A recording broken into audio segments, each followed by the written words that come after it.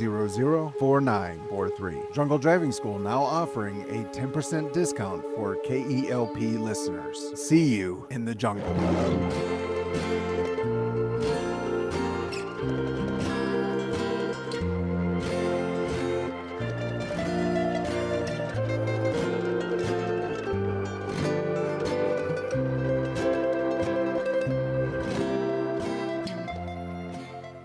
You are listening to KELP El Paso.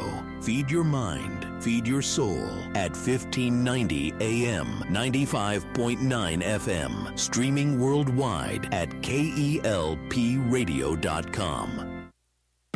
915 Talk is a production of Desert Voice Media. You can visit desertvoice.media to learn more. 915 TALK. The world is looking at El Paso. What will we say to the world? From the KELP studio in El Paso, this is 915 Talk. And now your host.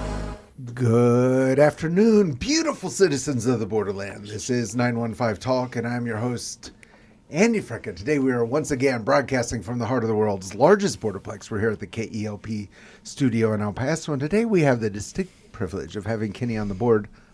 Kenny on the board, how are you doing this afternoon? I'm doing well, brother. How are you today? I'm deep in thought today, Kenny on the board. You're deep in thought. Yes, I'm thinking about bad business ideas for El Paso. I think there's probably enough of those already. Don't add. Okay, so I'm going to start off. Okay. You think of some bad business ideas too. So for El Paso, Okay. Italian restaurants. I don't know. They seem to be pretty popular. At least There is one national chain. I don't know if it's actually Italian. They do pretty well. Okay. Yeah.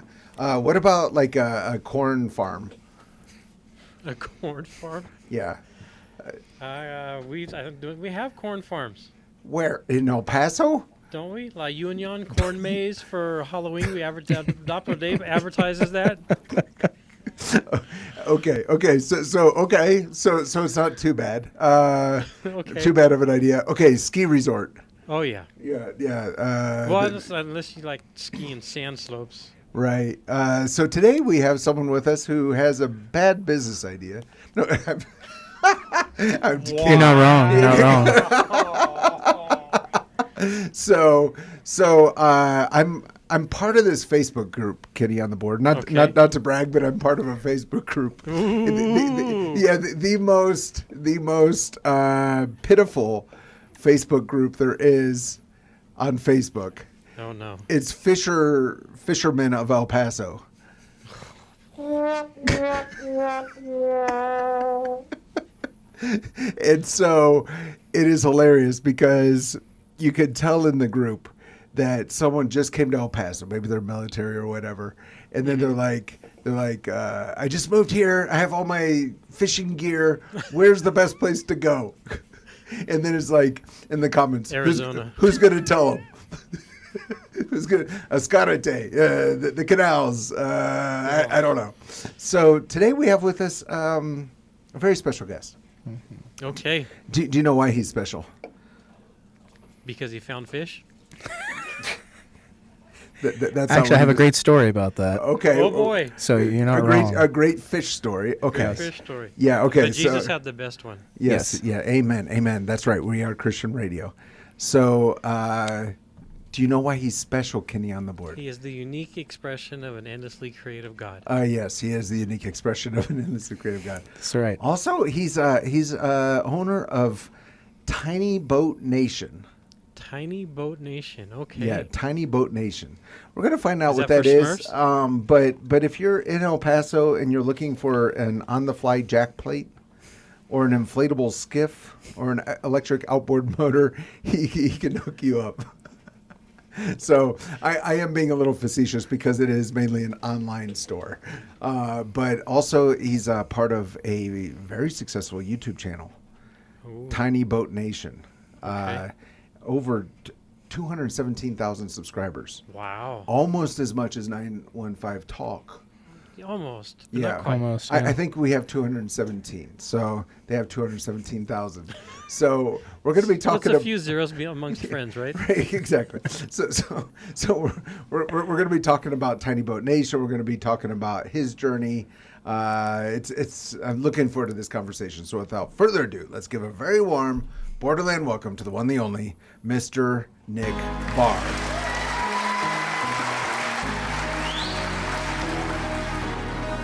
Nick, welcome to 915 Talk. Thank you for having me, Andy. It is a blessing to be here, and I love getting roasted to get started. That's the greatest part of talk radio. It's the best part. That's so great. So I guess we'll start off. What's the fish story? Well, God has a really funny sense of humor in working in people's lives, and putting a boat part salesman in the middle of the desert is one of them to teach many lessons and many lessons that I'm still learning. But yeah, a fish story was my wife was Army, and that's how we ended up in El Paso. Okay. And I brought my boat with me and all that jazz. You brought your boat to El Paso. I did. And the first week we were here, I took my boat down to Escalante Lake pond and put it in. It has a boat ramp. There's a boat ramp there. And the rules in the state of Texas are you can use an electric motor, but you can't use your gasoline motor, and that's applies to all Texas lakes. Was that your problem? You had your 150 horsepower Evinrude? That is a brand name. You're right. You're Yeah. right. Yeah. You're close. But yeah, I had it on the boat, but you don't run it, right? So like you don't turn it on. You can have it mounted, but Okay. not run. All right. Yeah. Regardless, we had a great time. My wife and I and the dogs went out. It was great. I was like, this is cool. Little pond in the middle of the city. We caught some fish. It was wonderful. And Wait, hold on. You launched a boat on the Escalante? Yeah, of course. Was there like a crowd? There's a boat ramp. Why would there be a boat ramp if you ain't put a boat in it?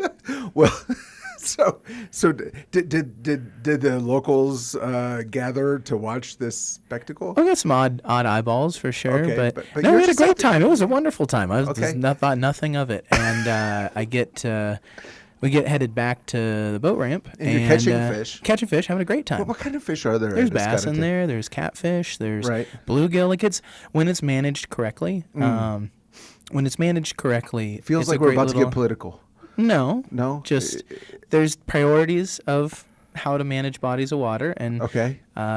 some places do it well, some places don't do it well, in terms of fishing and wildlife, right? And Right. and it's tough. We're in the middle of the desert, water's hot, and it's a small pond. Get Yes. it? So, Yeah. but it goes ebbs and flows. Sometimes, some years the fishing's terrible. Some years the fishing can be really good. Okay. And so we had a great time. Fishing Right. was good. Okay. And got back to the boat ramp, and I see this Texas Department of Fish and Wildlife officer Someone called him. giving a mean mug, and I'm curious because I've dealt with lots and lots of fish and wildlife officers, and they're awesome. I love fish and wildlife officers, but he is mad, like just red in the face mad, and I had no clue why.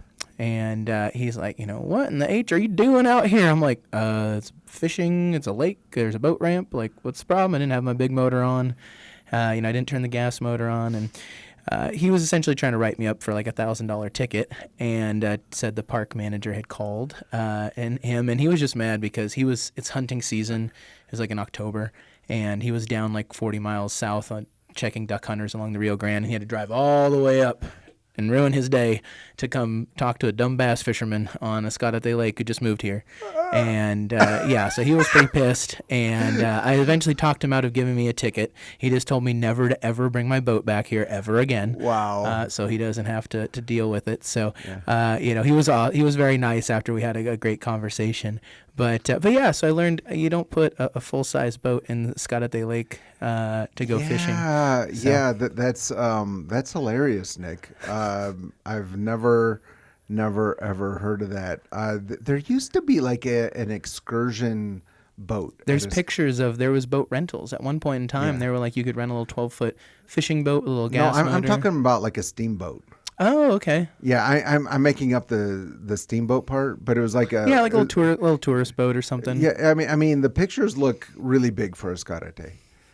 I don't know how big it actually was, but it looks real big. But you actually, how big was this boat? Because you're from Tiny Boat Nation. Yeah, so tiny is all about perspective, brother. All about perspective. So Compared to an aircraft carrier, Yes. a decent sized boat is tiny. Yeah. But we mainly deal with like 12 to 18 foot fishing boats. Small I'm fishing gonna say boats. yours was closer to the 25 foot. Close, yeah, not quite that big, but 18-foot fishing boat, which is much larger than anything you would ever see in a Escalate at a normal I can't time. even imagine turning around. Okay, you're not giving me the length of this boat. I'm gonna say it's 21 feet. And I don't even know how you'd turn that around at Escalate. Yeah, that's right. That is right. But you know what? It's the only thing we got. So make the most of it. It's just like Yeah. Elephant Butte or Caballo Lake. People dog on that all the time, and it's like Right. it's the only thing we got, brother. So enjoy it. Okay, so you arrived in El Paso. You go to Escalate. You have a wonderful day with your wife on your boat. And get welcomed. Yeah, the Fish and Wildlife officer was called from duck hunting. Yeah. 40 miles away to come figure out who this was. Yep. So who this Yahoo was that put a real boat in Okay. Escalate. Okay. So it was your wife was in the military. That's why you came to El Paso. Mm-hmm. Was the plan always to stay here? No. So that was. And you're from Seattle, so I can like similar climate. Yeah, right? totally. Similar Everything. culture. Yeah, they're just filled with green trees and water and rain and all that is just that's what El Paso's known for actually. Right. But yeah, so we in the Army, right? You typically PCS every 2 years. What's PCS? Permanent change of station. So you just Okay. move. Essentially, they send you somewhere else. And my wife is an absolutely amazing physical therapist and amazing person. And when you're liked, typically people like to try and keep you around. And so every time we were on, essentially the block to move and go somewhere different, someone from the same place on base, a different unit, would essentially snag her. And we were never even given the option to move in the 7 years she was active duty. And at first, definitely was. A little bit upset / we both were kind of like, okay, Lord, like we're gonna put this in your hands, Yeah. And over now going on almost 10 years here in El Paso, God has done an amazing work in my heart and in my wife's heart for the borderland and for El Paso, and just a lot of work in general. I put a boat part salesman in the middle of the desert for many reasons. And I'm Right. still learning some of those lessons, but that has been a huge blessing. And Super El Paso's cool. been a huge Yeah, blessing. I was trying to figure out like living in El Paso and trying to figure out how to really fall in love with the city and enjoy it. So I started a radio show. And we say every day, let's learn to love our city, love our neighbors, give God all the glory. That's kind of the tagline. Yeah, amen. And but I also am not from El Paso, and I've learned to enjoy it. So 10 years now. Almost, yeah. It was December of 2017, so I believe something like that. So Oh. yeah, so 9 years. And you know what? You truly are a fine boat salesman. We've been talking about fishing and boats, and you had an addition to your family last week, and that hasn't even come up in the conversation yet. Congratulations. Well, thank you. That's one reason why I was a whopping 7 minutes early. Yeah, so we have two beautiful children. My boy Luke is 4.5, and we just welcomed our beautiful girl Kayana, and she is 9 days old, something like that. Wow. We're in the thick of it right now, so I Yeah, don't yeah. really know what day it is. Yeah. But yeah, she's absolutely beautiful. That's amazing. Congratulations. Thank you. Congratulations. Okay, so a tiny boat is anything that's smaller than an aircraft carrier.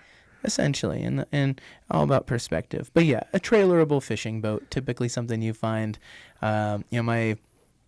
My partner Mike, he started a YouTube channel and teaching people how to modify their boats and like renovate their boats, very similar to the car resto culture or the 4x4 modification culture. Have you ever seen on the old MTV show Pimp My Ride? No, I usually like reading the New Testament. Okay, well, Yeah. yeah. So I can't remember what rapper it was. It was on MTV. It was great. They would take these old, junked out cars Right. and make them like the coolest, Yeah.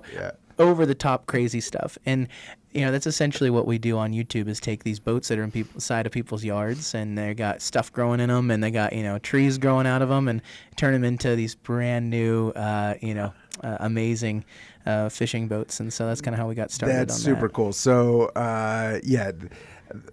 you told me kind of the largest size of a tiny boat, and during my research today for this conversation, I spent a few minutes on YouTube and ended up in a rabbit hole, and there was a very, very small boat I saw there. So when we're talking tiny boats, you told me kind of the largest tiny boat would be an aircraft carrier.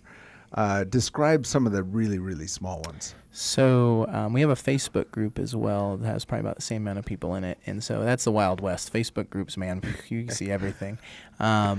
Someone had taken one of those, the sand, like those blue sand boxes that look like a little tugboat, a little like rotomolded sand boxes that have a little tugboat feature and a little steering wheel. Had plugged that up and put a motor on it and was able to float that. And I think that's what makes the record for the smallest functioning tiny boat. Is probably 4 feet long, made out of a children's plastic. So is it like all the people in this Facebook group, which I just pulled up, and I have to be approved, I guess? Yeah, it's the Wild West, man. We don't just let anybody in there. Yeah, you don't let anyone in, but we get Russian bots and all that kinds of jazz. Oh yeah, you got to there. watch out for those Russians. Yep. But you have it's very, very exclusive group of 176,000 members. But is everyone like showing off like the smallest boat they can make, or like the biggest? It's taking your grandpa's old boat and making it brand new again, or there's a lot of pride in the DIY culture, right, of being able to work with your two hands and build something beautiful out of something rotten, right? And that's typically a lot of what people are sharing. Okay, so Nick Barr of Tiny Boat Nation, here's the deal. On this radio show, sometimes we'll have sorry, I'm cracking up. Sometimes we'll have like a lawyer on, or a real estate broker, or I don't know, mortgage consultant, whatever it would be. Very boring professions. Yeah. I didn't say it. That was Nick Barr from Tiny Boat Nation. Make way more money. And we open up the phone lines for questions. So people call in and they want to know about, I don't know, finances, whatever it is. But today we're going to open up the phone lines for boat questions. Let's see if anyone in El Paso... It would be like a lightning strike from the Lord if someone called in today with a real boat, with a legitimate boat question. Someone might be listening from our group of friends that may end up calling in. This is a challenge. This is a challenge to our listeners. Does anyone have a question about Market renovating a boat? Maybe a stories. The number is 915-779-0016. 915-779-0016. I will be blown away if we get a question about a boat renovation. The Lord works in mysterious ways. That's right. That's right. Okay, so Tiny Boat Nation, where you can make it a 4-foot long boat, which you can't even stretch out on. I guess you sit there crisscross applesauce, as they say these days. Yeah. And you're here in El Paso. You're here in the desert. You said you had a lot of lessons to learn. What were some of those lessons? Gosh, we could do a long-form podcast on one of those, one of the Huberman Lab 4-hour-long podcasts. People complain I talk too much and too long anyway, so no, we have to cut it off in an hour. Yeah, I got to be concise here. One of the ones I would say is fully surrendering to the Lord, and no matter where your station is in life, where you may be in life, what your location is, right? Like. That God doesn't care about what vehicle you drive. He doesn't care what house you have. He doesn't care where you live. He has you there for a reason. And, sometimes you just have to surrender to that, right? To really understand what his will is for your life, and what his will is for what lessons, you're about to learn. Or maybe, we in our old men's group, we used to talk about how God is like, you're part of it. You're not that old. No, previous men's group. So that is one thing about, in the military culture, it's like you have new friends every 2 years. Oh, right. And so men's group from a previous generation of life in El Paso, God's knitting together this beautiful crochet, and you can't see it, right? Yeah. Like you can only see the back. You get lucky to see the back side of it, and you can't tell what the design. Every once in a while, he flips it around, and is like, "Oh, that's what you're working on." Yeah. And so this happened multiple of times, but it typically only happens when you fully surrender. So. Right. Okay. So, what was that struggle when you first arrived? Oh man, I mean, we're lucky that we were in San Antonio for 3 years before my wife went to physical therapy school in San Antonio, at University of the Incarnate Word. Not like the Ohio State University, but First it's the Russians, now it's Ohio. I'm from Ohio. all good. We had my wife's little brother got his white coat ceremony for med school, and we were laughing about all the different schools and like guessing where people went to school. And one of the girls was like, "The Ohio State University." I'm like, "That's right, girl. You just go ahead and rock that." But yeah, it was quite the shock. Going to San Antonio, we towed down a fifth wheel from Washington to Texas, and that was a fun little trip. And got welcomed to Texas through the great thriving metropolis of Lubbock. That was I hear it's beautiful this time of year. Yeah, Amarillo and Lubbock. That was like, wow, this is welcome to Texas. Okay. Yeah. And then we got to San Antonio, and the city, we lived kind of in the suburbs, but like, man, San Antonio, I had no clue how huge it was, in the kind of concrete jungle that it was. And it was middle of summer, it's hot, like August hot. I mean, yeah, so it was a huge shock. But we lived 3 years in San Antonio and really loved it. My wife, when she got out, she was able to start her active duty time in the Army, and we essentially were given two choices. Usually they're like, oh, you can choose anywhere, and we'll try and fit you in where you want to go, and you give us your options. They called us up and said, you have two options: Fort Drum, New York, which is north New York, like Canada border, New York. Okay. We do have to, defend our nation against... I don't know. They're so nice. I mean, you just don't know when they're going to stab you in the back, right? You never know. So that was, so Fort Drum, New York, which is known as a miserable duty station to a lot in the Army, because it's cold and it's frozen for a long period of time, but it is along the St. Lawrence River. It is a beautiful place to go fishing for all 4 months of the year that there's not ice and snow. And then El Paso. And immediately my wife and I looked at each other and said, we're going to Fort Drum, New York. And that was our choice. And for a whole day, we thought we were going to Fort Drum. And the gal said, great, we'll get your paperwork ready, all that jazz. And then like after hours later that night, the gal called back from the Army office and was like, I'm so sorry, but you're the person who actually that spot was going to be opened from, they're not leaving. So you're going to El Paso. And my wife and I both look at each other, and our jaws kind of drop together collectively.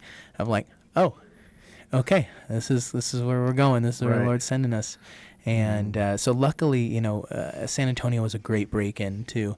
We love the South Texas culture and the borderland culture, and San Antonio was a great way to break in some Pacific Northwesterners to the vibe. Super cool. Okay, so let's see. We're here in El Paso. It's not the St. Lawrence River here. The Rio Pequeño. Yeah. You do some fishing up on Elephant Butte. Mm-hmm. All right. So I've been to Elephant Butte once, and I got there, and I mean it's so tell me about fishing there. Is it worth it? Yeah, totally. So, I mean, in the vein of like, it's the only thing we got, so enjoy it. It actually is, it used to be, I mean, it still is actually New Mexico's largest lake by acreage, even with the drought, and it's at like single digit capacity. Mm-hmm. But to have the blend of like actual beach shoreline where you have clean sand where you can go and enjoy the beach with your family, and the fishing, the state of New Mexico does a pretty decent job with managing it, and there's 2 marinas on the lake. Like it's a great little oasis in the middle of the desert. And the town of Truth or Consequences is in Elephant Butte have, some really unique vibes, and is prototypical New Mexico, unique town vibes, but it's a lot of fun. And, it surprises me, in all honesty, it surprises me how many people who've lived in El Paso their whole lives have never made the hour-and-a-half drive, up to... Yeah, it's not far away. No. Yeah, it's not far away. Okay, so the fishing is reasonably okay. Mm-hmm. And it's everything in the desert goes in cycles, Okay. So some years it's not that great. Some years it's great. This year it's fantastic. If you were join another Facebook group, the Pirates Cove of Elephant Butte, Facebook group of about probably 30,000 people, you'd see plenty of big fish pictures. Gotta shout out my fishing guide friend Frank Valorio up there. He's awesome, and they catch fish all day, every day, man. It's great. catfish.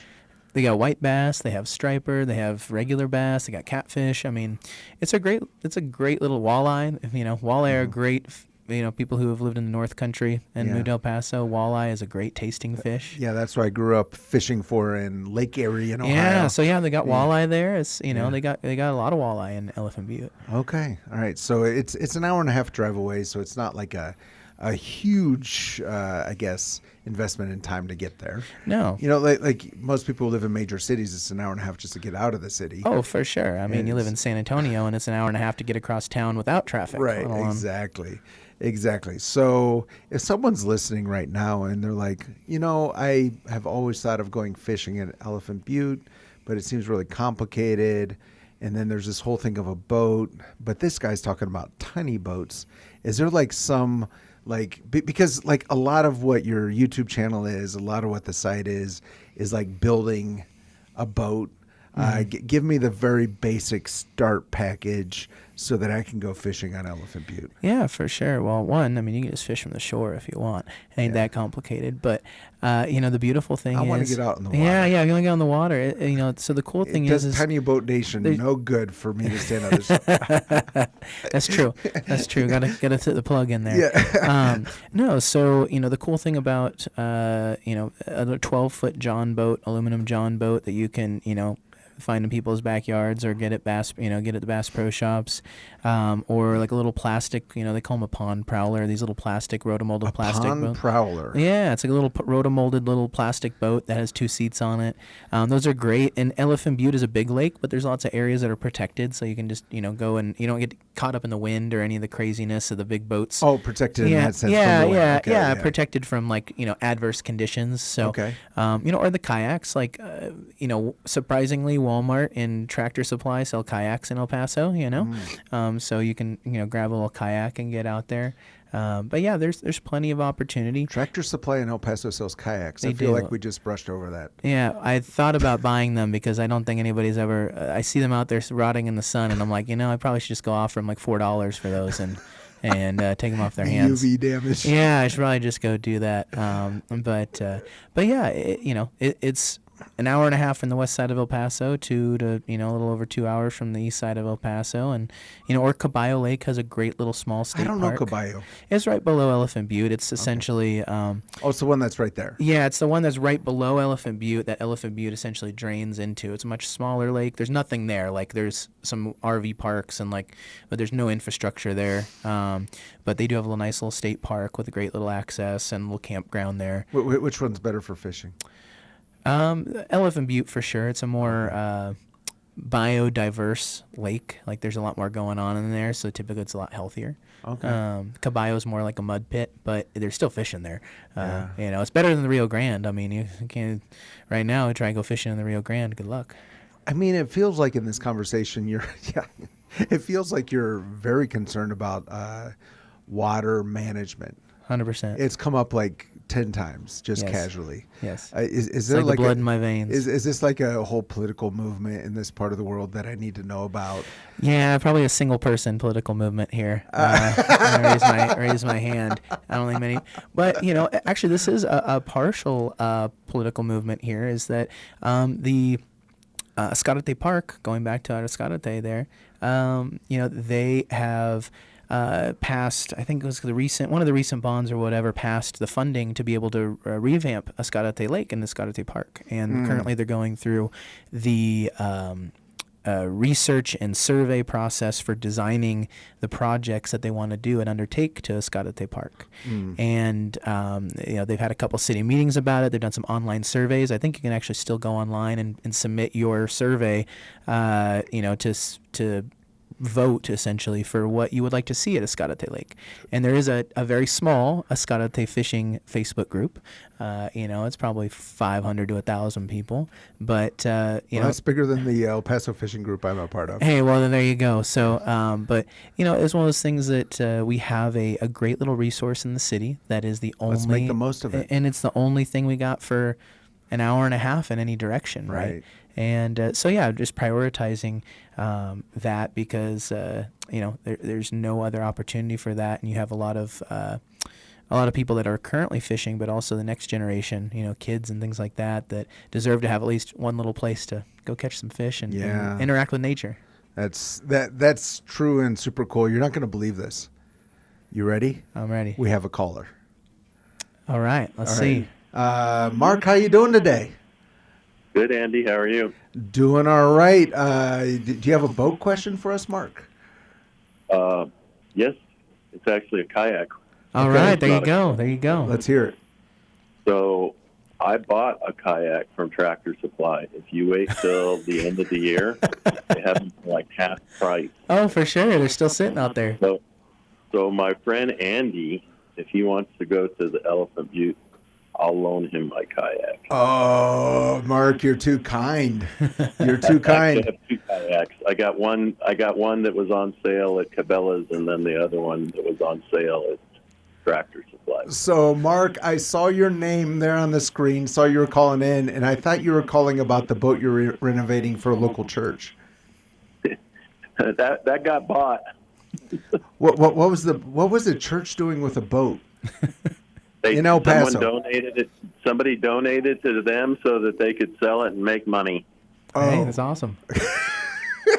So the church didn't have like a boat ministry. It was a 60. No, it didn't have a boat ministry, and this one wouldn't have been a very good one to do it in. But yeah, it was a 16-foot bass boat with a 150 horse Evinrude on it. Okay, awesome. All right, and what were you were doing some work on it though? Yeah, I took all of the hardware off of it. They were going to paint it, but they ran out of time, so they sold it as is. Was bought by 2 Border Patrol agents, and they're supposed to get with me after they get it painted, and we'll put it all back together again. Are the Border Patrol agents using it to patrol the Rio Grande? Yes, of course. When the water's there, you need to get out there. Actually, one of the reasons I joined the Border Patrol is because I was flying over those guys, and there was aliens down in the water, and they just jumped right out into the river and went after them. I worked with all kinds of PD and state police guys, and when it came to the water, it was like, oh, I'm not going in there, but they didn't slow the Border Patrol guys down. All right. That was super cool, Mark. Thank you for your call.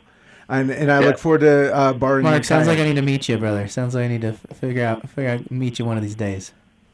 Okay, sounds good. All right, Mark. Andy can arrange that. Yeah. God bless. God be with you. You as Bye-bye. well. And I guess we have a. We have 2 callers. That would really blow my mind. No. I don't know why I'm getting extra messages about this. Okay, so YouTube channel is 915 Talk. Is there a way we could get some tiny boat subscribers? Because we only have 236 subscribers. Totally, man. We can hook you up, man. You'll come in here. We'll do a YouTube Google SEO search day with you. No problem, brother. I'll be happy to do that. So Benny and Jonas here love the stream. Jonas loves boats. Anything you have to say about that? I do too, brother. These are 2 recent high school graduates. Oh, super cool. Well, hey, you know what? Love that. El Paso is a kind of a hard place to get started in that, but well, one's going to college in Houston, one's going to Abilene. Oh, perfect. Okay, so so Abilene's a little tough. Houston is there's more water and they know what to do with, and mosquitoes. Abilene has some good lakes, but you got to drive to them. If they're going to college. And they like boats and like fishing. Something really cool that you would probably have never known about in El Paso is that there is collegiate fishing competitions. And there are scholarships and fishing competitions that you can win big money for catching green little fish that swim in the lake. And I did that for 4 years and made it on ESPN, the Ocho, one time. That was cool. For fishing tournaments. So that is definitely something they can get involved with. They're most likely the college they have has some kind of like fishing outdoors club, or even possibly a scholarship. A team. Yeah, some colleges, a lot of smaller, actually small southeastern Christian colleges are like all in the bass fishing competition scene. Like all these colleges you've never heard of that have 400 students. Part of the like Southeast, Central, Lower Alabama Baptist Union. Right. They're all about the bass fishing tournaments, and you can get a full ride scholarship for catching fish. Just blow your mind, brother. It'd blow your mind. Competitive fishing. 100%. Competitive fishing, and you're going to get that scholarship. You got to find that little Christian college in the southeast. Yes. Is it, or is it just like one college and you know the name? Or No. It's a whole industry, brother. There's a whole industry, man. It's like, it'd be like me talking about something like in Russia that you telling me about something in Russia that I have no clue about. Like that's right up my alley. But we actually had a fishing club in college, and it was all self-funded. Like we did fundraising and all that jazz. It was like a rec club, but we had a fishing team and would travel and do tournaments and stuff. But like they probably have something along those lines at those colleges that they're going to. Especially Houston area has definitely probably a more access to that. But if they love, that'd be the first thing, stepping on campus. Go find a good Christian ministry to get involved with. I wish I did when I was in college. Right. And then two, go find a fishing and outdoors club and go hang out with those guys. Okay, well, super cool. If you're just joining us, we're with Nick Barr, originally from the Pacific Northwest, Seattle, Tacoma area, right? Yeah, kind of, yeah. Yeah, kind of. I don't associate with that much anymore, though. It's Right. too rain and gray. But he's been in. Sorry, the YouTube comments are cracking me up today. Are you ready for this, Nick Barr? Shoot it to me, brother. I see a lot of comments on social media every day, so there's almost nothing that can surprise me. Yeah, so Nick Barr is Tiny Boat Nation. They created this business. It's out of El Paso, selling boat parts, really, right? Mm-hmm. Yeah. So if you need a on-the-fly jack plate or a John boat tiller console or a Sea Eagle fish skiff, they all have it. tbnation.net. But Jonas one time caught a 20-pound bass. That's the comment. What type of bass is the main question? Because that is his scale must have been very tipped in one direction. That would have been a world record. Yeah. Close to a world record. To 20 pounds. Yeah. I think I might know who Jonas is, and he's not averse to telling fish stories. Got it. Okay. Yeah. They typically do just grow over time. Every single time you tell it, it really does get an inch longer or 10 pounds heavier. Exactly. All right. Again, if you're just joining us, we're with Nick Barr of Tiny Boat Nation, but right now we have. Sorry. Traffic report? Yes, we have Charlie One on the phone. Charlie One, what are you saying out on the roads this afternoon? Well, not too bad, Andy. First of all, we have a little bit of busy traffic. That's the normal. The I-10 is through that Spaghetti Bowl area, but also we have a crash. This one on the east side, New World and Rose Ann, we have a crash, and that's fairly recent. So PD on it. There's going to be maybe some tow truck activity, New World and Rose Ann.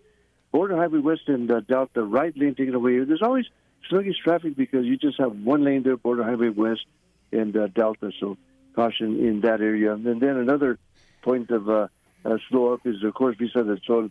They're always doing, there's an ongoing construction going on between Jean Torres and George Dieter on Vista del Sol, so one lane open only in each direction. And sometimes that traffic can just be a jungle out there, and it can be a jungle out there on the roads. So make sure your teenager learns to drive safely and with confidence with Jungle Driving School, located conveniently the shops of Solano, El Paso West Side Jungle Driving School. You can call 915-900-4943, 10% discount for KELP listeners. And Andy?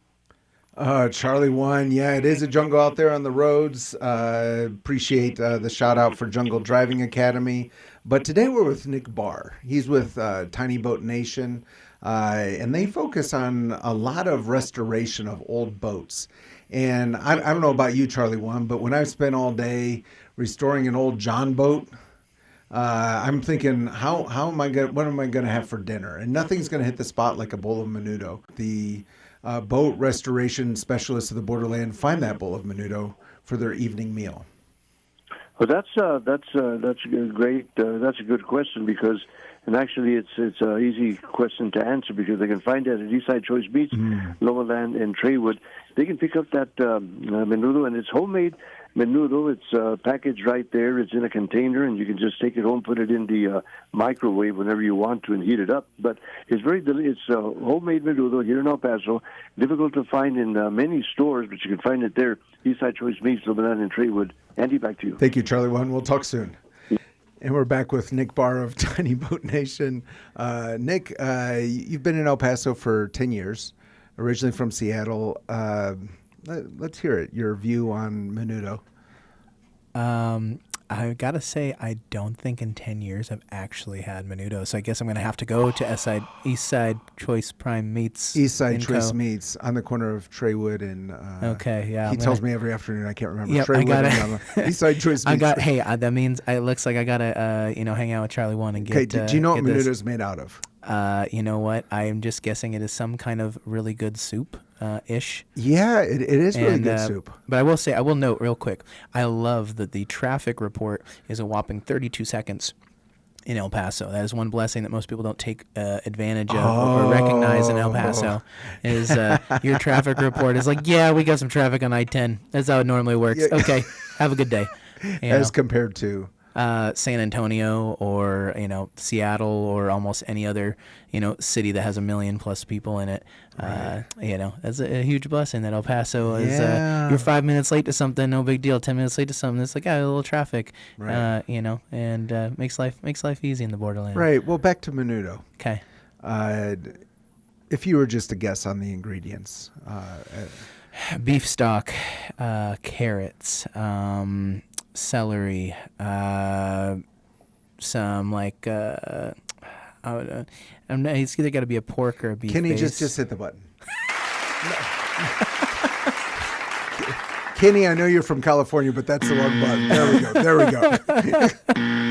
Yeah. Okay, it's the most important thing for you to know. Okay. It's a great meal also for like your church's like praise and worship team Okay. because it's made in hominy. Ah, okay. You like that dad joke? Yeah. Yeah. So do you know what hominy is? I think it's like a circular looking bean looking thing. It looks like a bean. A spice looking thing. It's. I had no clue I was going to learn about menudo today. Okay, that was not on my bingo card. Yeah. So hominy. This is funny because we're both like I don't know how old you are, but we're roughly middle age. 34. Yeah. You're 34. Okay, you're not middle aged yet. You're just in the beginning. So I'm 49, and You look wonderful for 54. Yeah, I don't know why I'm giving this confession on air, but I also thought hominy was a bean. This is going to kill our listeners right now. Hominy is not a bean. Okay.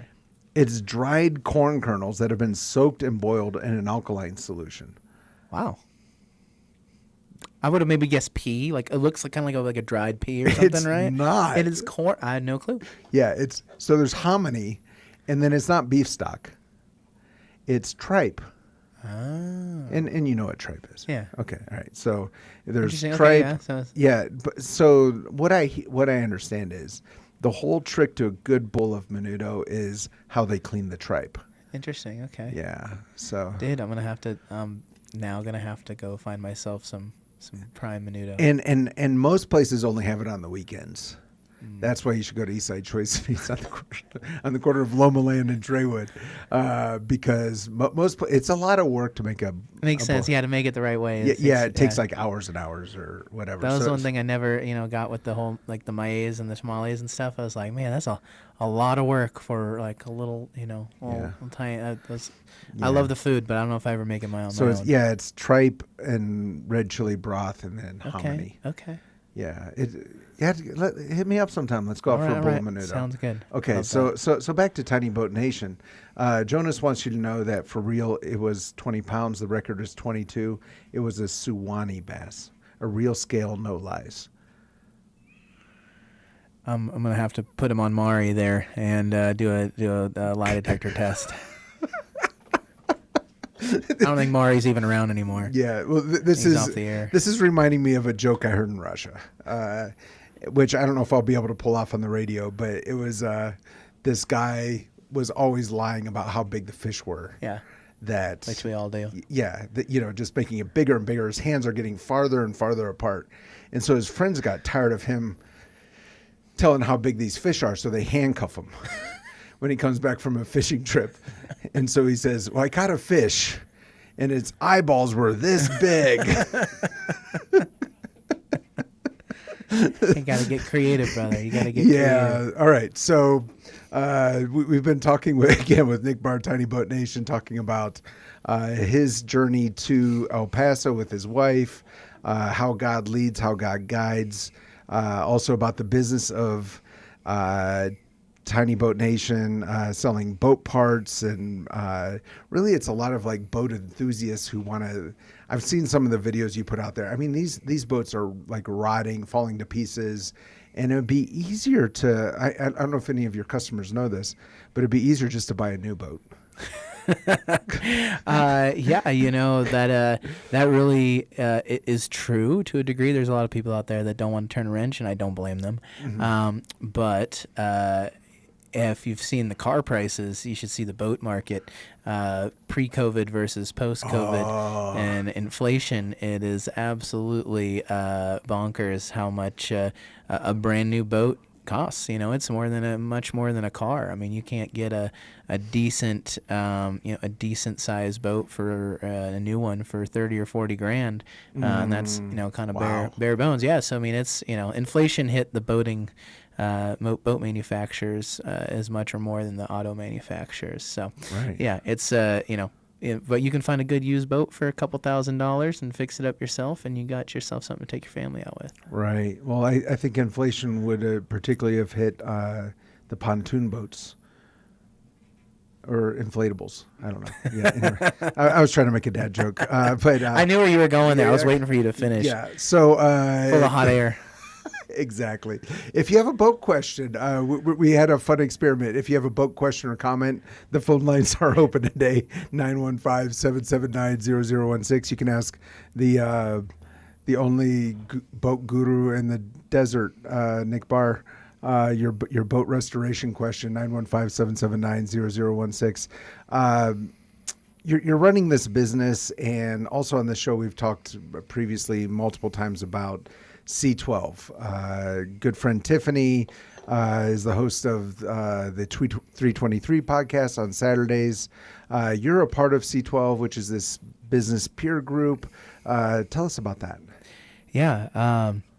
C12 has really been a really epic part of my journey in El Paso. So C12 is a peer group of Christian business owners, and it really is like the Bible talks about iron sharpening iron, like that. It really is that experience of being able to connect with other business owners and share in learning about business and learning about ministry, and it's just been such an enriching part of my life, as well as a challenging, like in a good way, right? A challenging part of my life to be around other Christ followers that are running businesses and leading, and has really challenged me to level up and challenge me to surrender to the Lord in multiple ways. And it's been a massive blessing. And we have a wonderful group here in El Paso. Like El Paso is so blessed with the community that we have here and some of the leaders that we have in our community. And it's just been absolutely awesome and a core part of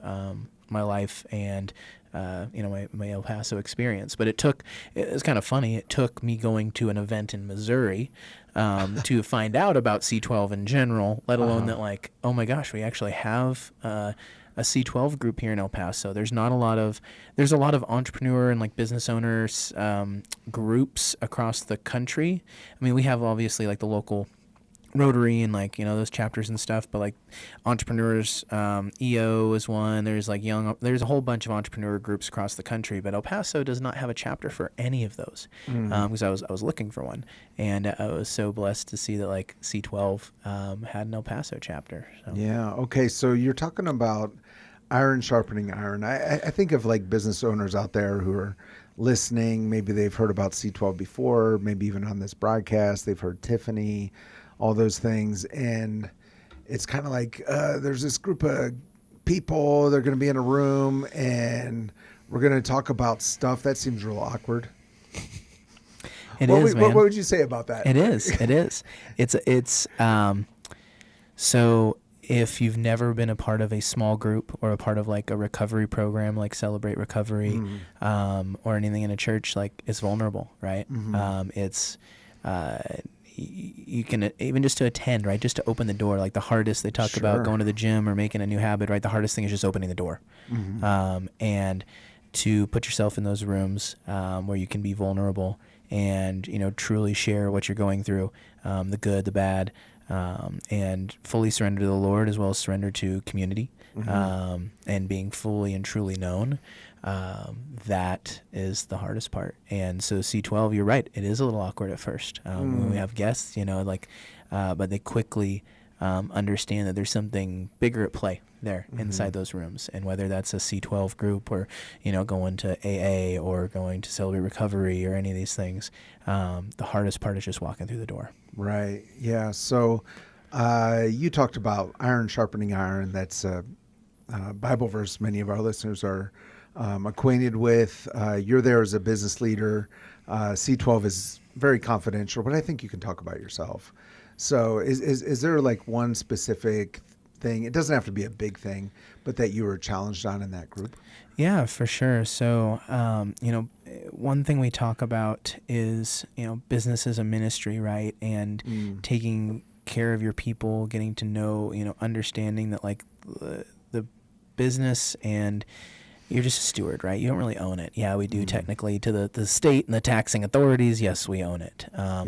But ultimately the Lord owns it. And you're more of a steward and a temporary steward than you are an owner. And so shifting to that mindset, even through some hard times, like the recent, tariff, we sell parts at retail, right? And the tariff stuff was a huge burden to our business model and to our customers, and and to the bottom line in terms of keeping the doors open and to be able to navigate that.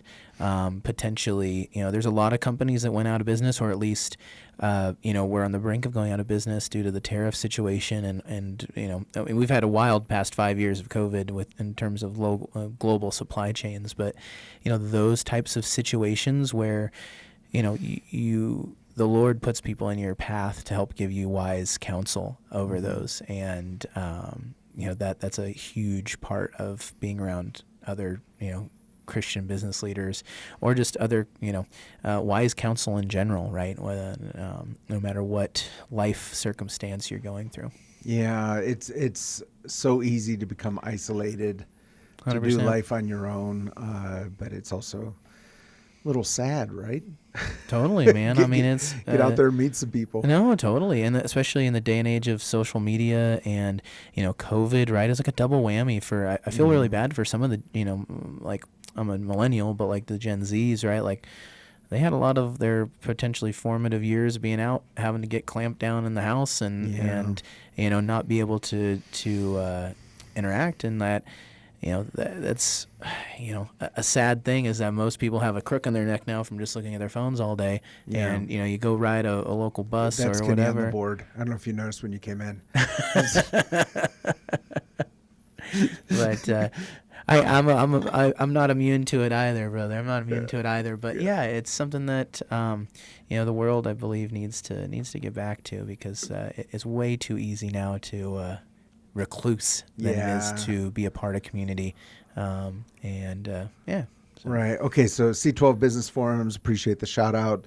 If you're listening and you're a business owner and you're needing that community, well, first of all, I will say you are needing that community. Go to KELPradio.com, go down to the Impact Partners section, and you'll see C12 Business Forums there. Kenny on the board, I think we're going to have a special part of the program right now. This is Nick's first time on the program, and so we're going to do little initiation process. What? Do I get a birthday cake or something? Yeah, your first time on the show. Oh, you guys gonna be it's gonna be rapid fire questions. Okay. And we are Christian radio, so we do believe in right or wrong answers. Okay.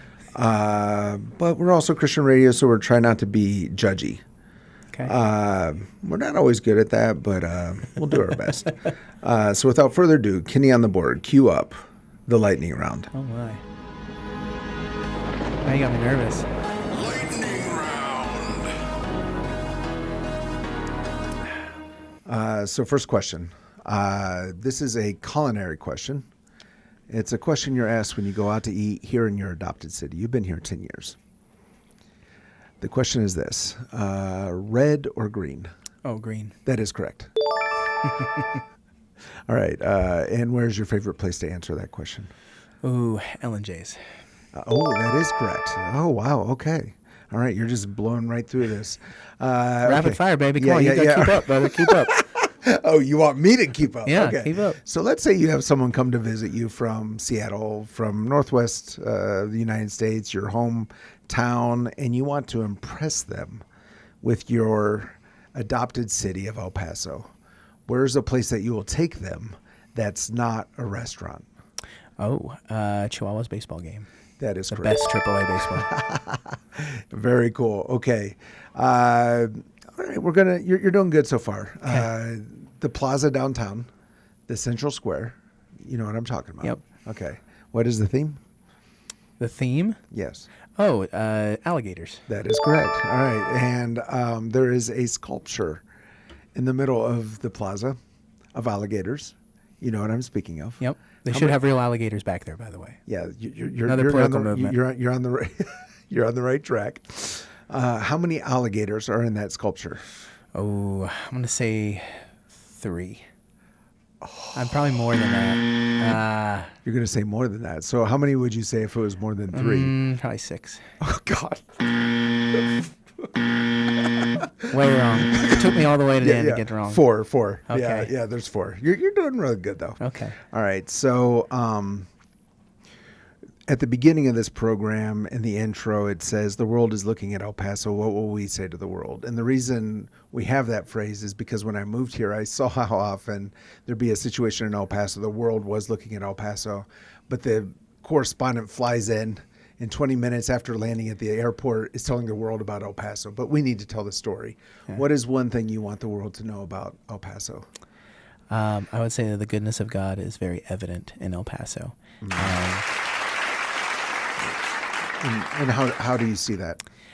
Through community, through a city that cares about its people and its diversity.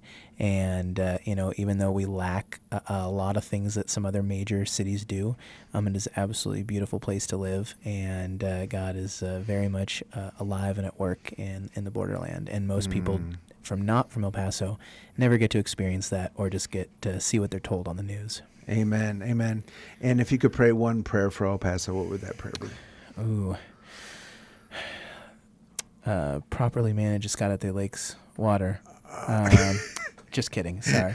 Gotta get real here. I would say, just for the heart of our people to understand that El Paso is part of a bigger story, right? Like it's a part of a bigger story of our country, and that coming together, regardless what side of the aisle that you're on, that El Paso really embodies diversity and love and community that you don't find in a lot of other places. So I pray to continue to enrich that. Right. Yeah.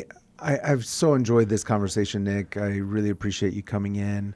And as you have this successful business of tiny boat products that you're selling out of El Paso, I'm reminded of Isaiah, I think it's 43:19, where God says, I will even make a road in the wilderness and streams in the desert. And here you are in the desert making this beautiful thing and really learning to love life with the Lord. So you truly are an encouragement, I think, to our audience. And again, appreciate your time today. Thank you, brother. Yeah. As we always say, let's learn to love our city, love our neighbors. And I think we need to say something about Escalante and give God all the glory. This has been 915 Talk. You have been listening to 915 Talk, a production of Desert Voice Media. To listen to this or any previous edition of 915 Talk, just visit desertvoice.media and click on the 915 Talk link. Let's continue.